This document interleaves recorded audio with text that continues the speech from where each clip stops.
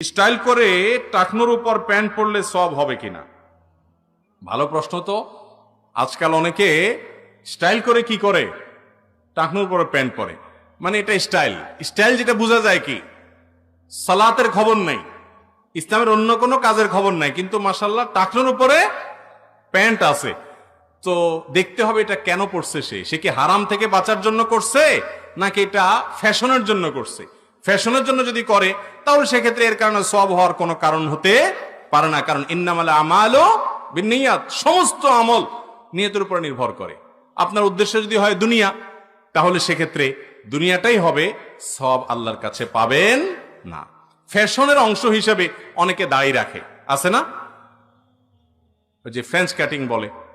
দেখা যায় যে একটা মানুষ ফাসেক, ইবাদত বন্দেগীর খোঁজ খবর নাই, হ্যাঁ, ফরজ ইবাদতের খোঁজ খবর নাই, মাগার দাড়ি রাখছে। এমনকি ফ্রেঞ্চ কাটিং কেন, অনেকে চাপ দাড়িও রাখছে, আছে না নেই? কিন্তু ফ্যাশন, এই ফ্যাশনের জন্য যদি দাড়ি রাখে তাহলে সে দাড়ি রাখার কারণে কোনো সওয়াব হবে না।